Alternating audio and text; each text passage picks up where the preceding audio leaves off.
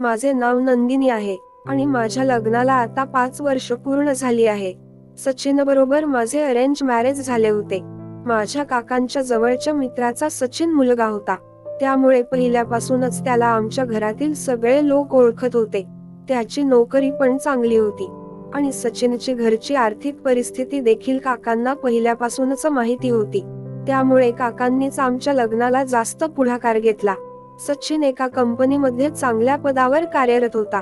नोकरी देखील चांगली होती. सचिन दिसायला देखील सुंदर होता. मुलाच्या घरी सर्व काही व्यवस्थित आहे हे पाहून माझ्या घरच्यांना पण सचिन आवडला होता. मला देखील पहिल्या भेटीमध्ये सचिन आवडला होता. दोन्ही परिवाराकडून होकार मिळाल्यावर पुढे आमच्या लग्नाची तारीख ठरली. घरातील पहिले लग्न असल्यामुळे माझ्या घरच्यांनी धुमधडाक्यात माझे लग्न लावले. त्यांनी मला लग्नात दागिने आणि 4 व्हीलर दिली होती. लग्नानंतर दोन्ही घरातील सर्व मंडळी खूप आनंदात होते. मी लग्नानंतर सुरुवातीचे 2 वर्ष गावीच राहत होते. सचिन एकटाच पुण्यात नोकरी करायचा. घरी सासू सासरे वयस्कर असल्यामुळे मला त्याने गावी ठेवले होते. सचिन रविवारी एक दिवस गावी यायचा. असे करत करत लग्न होऊन 1 वर्ष कसे निघून गेले हे मला समजलेच नाही. पुढे मी प्रेग्नेंट राहिले. त्यामुळे घरचे सगळेच खुश होते. प्रेग्नन्सीच्या 6 महिन्यांनंतर मी माहेरी गेले. माझे 9 महिने पूर्ण झाल्यावर मला एक बोंडस मुलगी झाली. मुलगी झाली हे पाहून सचिनला खूप आनंद झाला होता. तो खूप खुश होता. हे पाहून मला पण खूप आनंद झाला. 2-3 महिन्यानंतर मी पण माझ्या सासरी आले. कारण सासरी घरची काम करायला सासू एकटीच होती. हळूहळू दिवस निघून जात होते. आमची मुलगी पण मोठी होत होती. एक दिवस माझे सासू सासरे सचिनला बोलले, असं किती दिवस चालणार? तुझी बायको इकडे गावी राहणार आणि तू तिकडे राहणार. तुम्हाला आता एक मुलगी देखील झाली आहे. त्यामुळे तू तिला तिकडे घेऊन जा. बाबांच्या बोलण्यावर सचिन म्हणाला, सर मी नंदिनीला पुण्याला नेलं तर तुमच्याकडे कोण लक्ष देईल? तर बाबा सचिनला म्हणाले, मग आम्हाला पण तुमच्या सोबत घेऊन चल. तसं पण तू तिकडे फ्लॅट खरेदी करून ठेवला आहे ना, तर आपण सगळे तिकडेच एकत्र राहू. आता सर्वांनी पुण्याला जाऊन एकत्र राहायचं ठरलं. आमची मुलगी देखील 2 वर्षांची झाली होती. गावाकडची सगळी आवराआवर करून रविवारच्या दिवशी आम्ही सगळे पुण्याला आलो. सचिन पुण्याला एकटाच 2 BHK फ्लॅट मध्ये राहत होता. आम्ही पुण्याला आल्यानंतर पहिले 2-3 दिवस सामान लावण्यात आणि इतर साफसफाई करण्यातच निघून गेले. 4-5 दिवसांनंतर सर्व काही सुरळीत चालू झालं. सासू सासऱ्यांना देखील सोसायटीच्या आवारात त्यांच्या वयाची लोक भेटली. त्यामुळे ते पण खूप खुश होते. माझा दिवस घरातील कामं आणि मुलीचं करता करता निघून जायचा. असेच दिवस निघून जात होते. परंतु 2-3 महिन्यांनंतर माझ्या सासू सासऱ्यांची तब्येत बिघडली. कारण त्यांना शहरातलं वातावरण सूट झाले नाही. त्यामुळे ते म्हणाले, आम्ही गावी जाऊन राहतो. सचिनने त्यांना गावी सोडले. आता आम्ही तिघेच होतो. त्यामुळे मला घरातील सगळी काम करून थोडा वेळ मिळत होता. बघता बघता लग्नाची 3 वर्षे कशी निघून गेली हे समजलेच नाही. सचिन कधी कधी त्याच्या मित्रांसोबत बाहेर फिरायला जात असे. सुरुवातीला मला त्याच्या बाहेर फिरण्याचं काही वाटत नव्हतं. परंतु काही दिवसांनी तो आठवड्यातून 3-4 दिवस घराबाहेर फिरायला जात होता.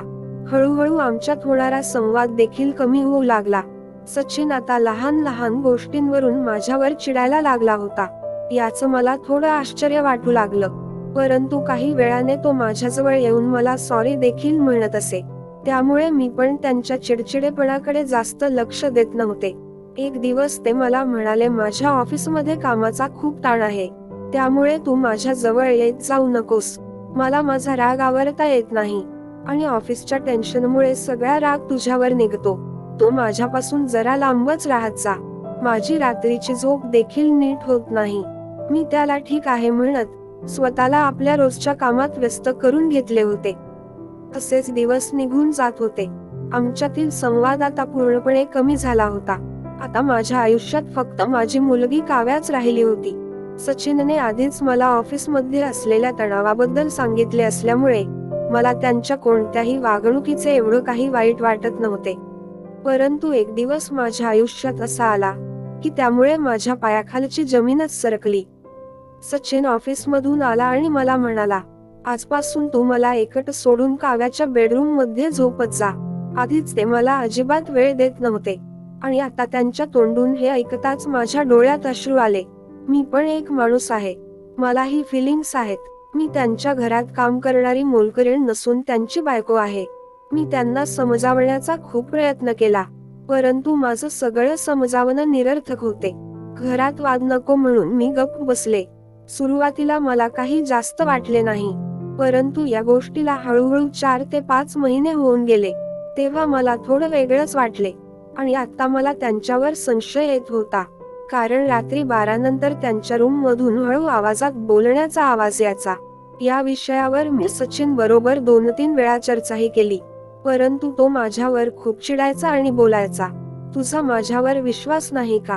परंतु मागील 2-3 महिन्यांपासून सचिनचं वागणं पाहून मला काही गोष्टी नॉर्मल वाटत नव्हत्या.